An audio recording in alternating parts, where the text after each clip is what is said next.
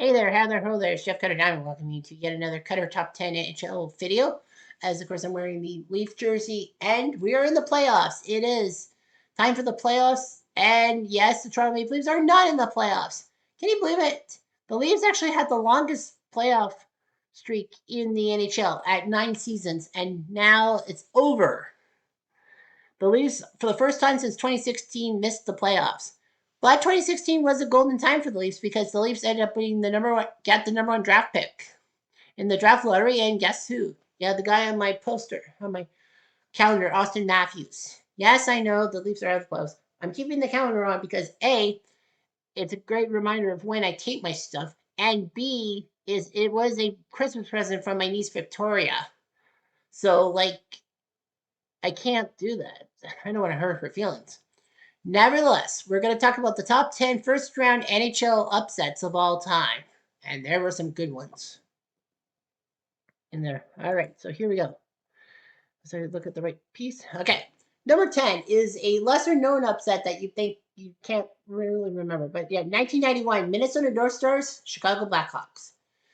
So the 91 Chicago Blackhawks were major. They were hosting the All Star game. They had that All Star game, during the Persian Gulf thing, and they were dominant. Ed Belfour won 43 games in net. He was technically a rookie. He did play a few games previous seasons. He played 22 games, but the NHL has a rule that if you play less than 25 regular season games and you're under 25 years old, you're considered a rookie. So anyhow, Ed Belfour had one of the best seasons ever in net and all that. And the Minnesota North Stars were struggling, but they were saved by a format. Everyone knows the player format: top three teams in each division, and then two wildcard teams from either division make it, and then those teams play the division winners and all that, right?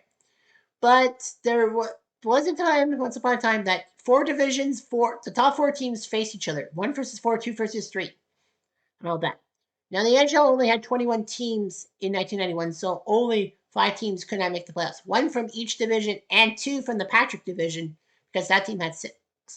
The only reason why the North Stars made the playoffs, even though they were crappy and they couldn't sell out to save their own lives in the first few months, was because they were in the same division as those pesky Toronto Maple Leafs that sucked and had Peter Ing in the net. That's a verb, Petering. And nevertheless, the North Stars would play the Hawks and shock them in 6 games. The North Stars did play the Hawks in a tough 7-game series in 1990, but lost. However, they got their revenge. And one problem: Chicago was undisciplined. The Minnesota North Stars, I think, set the record for most power play goals in a playoff series, but they did it and all that. And of course, they overplayed Gary Glitter's da da da da da. Oi! Stuff. Well, strange as it sounded, the 91 North Stars actually pulled off upset after upset. They shocked the Blackhawks, who were the best team in the NHL, winning the President's Trophy.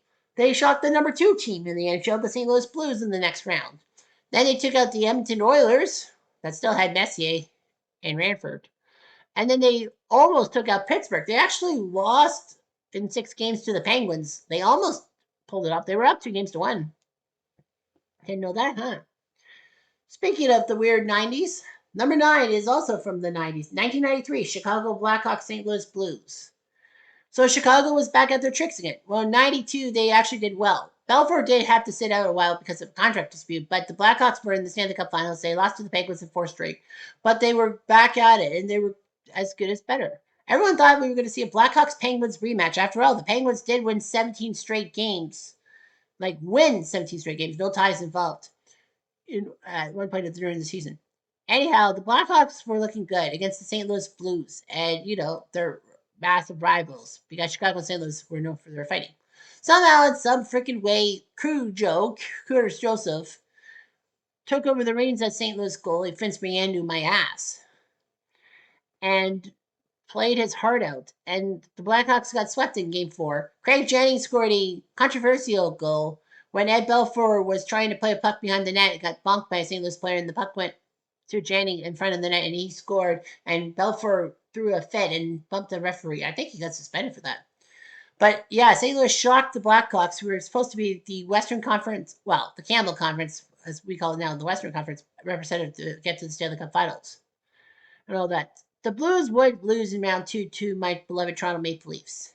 And no, the Leafs of 93 were not in this list. I know you could also say the Leafs against the Islanders 1978, that was a massive upset, but that was not a first round upset. That was a quarterfinals, and that was the second round of the playoffs. Number 8 is the Red Wings Oilers 2006. Detroit were great. They had a great season. They probably might have won the 2005 Stanley Cup if there was a season. Of course, a lot of people said Detroit was prime for it. I mean, Hasek was still around, Brett Hall. You had a lot of players for Detroit.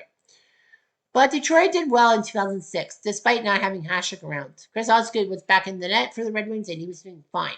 The Red Wings would take on those pesky Edmonton Oilers, who somehow snuck into 8th place in the 2006 playoffs. But they had a secret weapon. They ended up getting Chris Pronger from the Anaheim Ducks. So, good for them. But the Edmonton Oilers were a great team. Yeah, right. Way back when. But the Oilers come clean, and for the first time in a long time, they actually proved themselves in the playoffs. They were the 8th seed. The Red Wings were supposed to take them to town, but Oilers took them to town. Went on to the Stanley Cup final, losing Game 7 in Carolina. But still, I mean, that was amazing. The Red Wings were looking pretty good. But that was not the first time the Detroit Red Wings were really expected to spank their opponents. Because I present to you number 7, and that was 2003 Wings Ducks. So the Red Wings were good. They were the defending Stanley Cup champs in 2002, getting Scotty Bowman a Stanley Cup, and then he rode off in the sunset, giving Mike Babcock, yeah, we don't talk about that guy, but whatever, a spot as coach. The Anaheim Mighty Ducks were supposed to be this team from Disney and all that. They got whipped by the Red Wings in the 97 playoffs.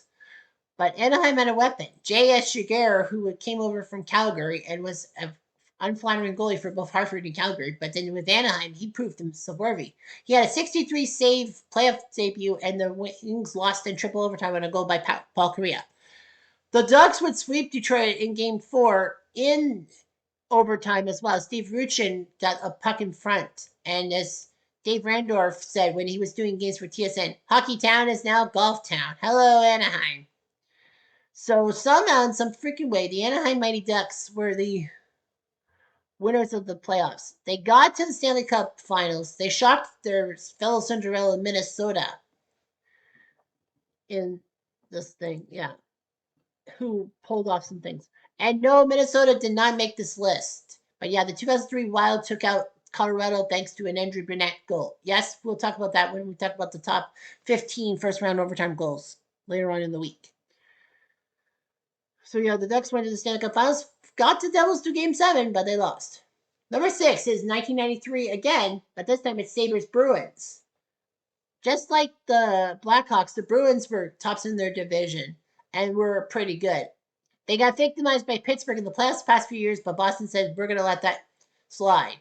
And took on Buffalo, a team that had a few problems. Buffalo ended up trading one of their best goal scorers, Dave Andrzejczyk, to the Leafs. However, the Leafs gave up Grant Fuhr, who was a good goalie himself, and some guy named Dave Handon, although he would be more well known for what happened the next year. But anyway, the Sabres had some nice guy logic. Pat LaFontaine, second in the NHL in points behind pesky Mario Lemieux, was there. And the Sabres had like Rod Ray, Brad May, and a few other goons, if you will. Somehow, in some way, the Bruins just couldn't beat the Sabres. Bob Sweeney, himself a former Bruin who actually was waived by the Bruins, and the Sabres picked him up on waivers, scored a winning goal in Game 1 of the playoffs, and then, Dale Hawerchuk allegedly scored the overtime goal in Game 3 to sink the Bruins and go up 3-0, but it was actually later credited to Yuri Himalev. However, Game 4 was close and all that, and then, of course, Rick Jeanneret made the call. Pass it up to May. Here's May going in on goal. He scores. Mayday, Mayday, Mayday. Brad May wins it in overtime. Next up, the Belmont. How do you spell second round? No smoke. That's not how you spell second round. Anyway, the Sabres shocked the Bruins in 4 straight games. They got swept by the Habs themselves in the next round.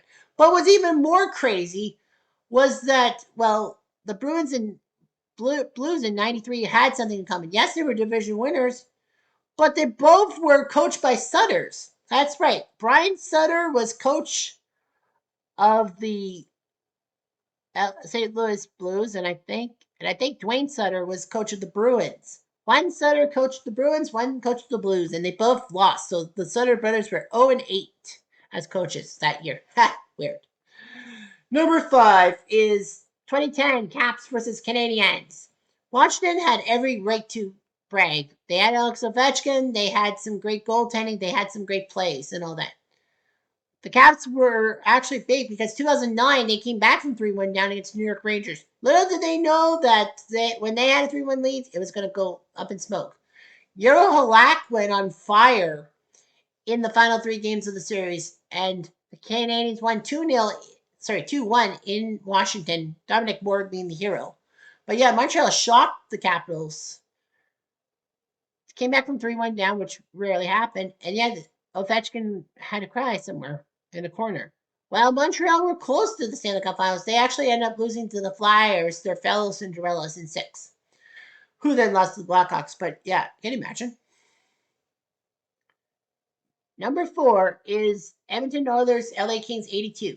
Everyone knows about the Miracle in Manchester, one of the greatest first round games of all time and one of the most improbable in-game comebacks in NHL history, up there with Bruins Leafs 2013. Let's not talk about that. Of course, I'm a Leaf fan.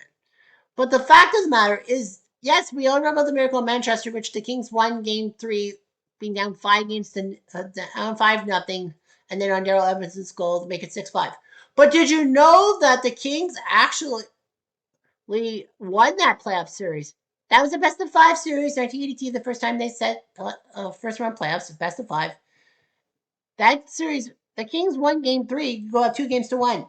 The Oilers won Game 4, and then went home to Game 5. The Miracle of Manchester would not have made massive waves if it weren't for the fact that the Kings went to Edmonton, shocked the Oilers in Edmonton in Game 5, won the series, and the conference favorites to make the Stanley Cup Finals against those pesky Islanders didn't happen. Oilers did face the Islanders in 1983, but still, 82, you had a ragtag team like the Vancouver freaking Canucks get to the Stanley Cup Finals, but of course, no Cinderella run. They got ass whipped by those pesky Islanders. But yeah, people forget that the Miracle of Manchester thing, yeah, that one game would have been less important if the Kings lost that series to the Oils. But they didn't. Number 3 is 2023 Panthers Bruins. This was a heartbreaking loss and all that for Bruins fans everywhere. I know Wade from work in the auto department. Well, the Bruins were supposed to spank Florida. After all, Boston won 65 games during the regular season. I know a lot of them were in overtime / shootout and all that stuff. No ties allowed and all that. But yeah, 65 wins set the record and all that. Well, the team that had the previous record is on this list. But anyhow, the Panthers were down 3-1. It looked like Boston had everything in control. They were the first round team, and it looked like the Leafs, if they could get over the hump against Tampa, would play Boston in the second round. Well, I would have been like, whatever. Nevertheless, the Bruins looked good. But then, out of freaking nowhere, Linus Ullmark made a goofy mistake behind the net in Game 5 of overtime, and the Panthers scored. Panthers won Game 6 and then went to Boston for Game 7. It looked like Boston was going to win the series in Game 7, but in the final minute, Panthers scored to tie the game, and then in overtime, Carter freaking Verhaeghe put the puck in the net, and the Panthers shocked the Bruins. Leaf fans were happy. We won Florida. We won Florida after winning their series because they knew that they couldn't beat Boston. So it's like, well, Florida will be easy prey. Wrong. Leafs got their butts handed to them in 5, and the Panthers. Did they get to the Stanley Cup Finals? No. Yeah, the Panthers got to the finals, but lost to Vegas. That's right. Number 2 is the Vancouver Canucks 2012 against the Kings. This was also massive. The Canucks in 2011 were trying to do a redemption tour. 2011, they won over the Blackhawks, finally taking care of Patrick Kane and co. Got to the Stanley Cup Finals thanks to a fluke goal off the stanchion back to Kevin Bieksa, who scored the conference winning goal against the Sharks. And then they took on the Bruins. They're up 3-2. All 5 wins were won by the home team. And Boston won Game 6 at home. Canucks knew Game 7 at home. We got it. Wrong. They ended up losing Game 7, and then they fucking rioted. I'm just here to see the riot. Nevertheless, the Canucks were in on a redemption tour. They were the President's Trophy winners, so they knew that they had to be good. But they also had that freaking target on their back. And the LA Kings knew it. The Canucks got stunned by the Kings in 5 games. Jared Stahl was the hero to knock out the Canucks and send the Kings to the second round. They would stun, I keep thinking it's Anaheim, but that can't be right. Well, they took out Phoenix in the conference finals to get to the Stanley Cup finals and shocked the Devils as an 8 seed, winning the Stanley Cup for once, not like the Oilers. And number 1 by far, 2019 Lightning Jackets. Tampa against Columbus. Tampa were the President's Trophy winners, and they set the record for most wins in a regular season with 60. Well, they tied, with 62. They tied the 1996 Detroit Red Wings for that mark. But they had the most points, breaking the record set by the Montreal Canadiens.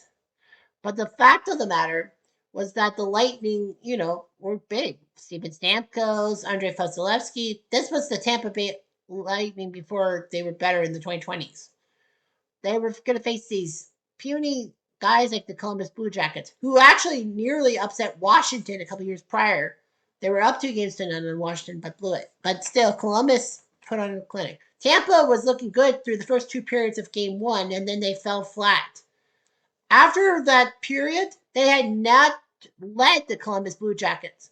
So while the Bruins had 65 wins to break the Tampa record of 2019 and got beaten by the Panthers, the Bruins lost in 7. They won 3 playoff games. Do you know how many playoff games Tampa freaking won?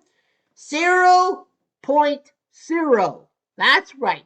The Lightning, worst of all, got swept. The President's Trophy winning Tampa Bay Lightning couldn't win one freaking rinky dinky game against those pesky Columbus Blue Jackets. Not one, not now, not ever. This was an upset of upsets. And you could believe it. You should. Anyhow, here's what I'm going to do.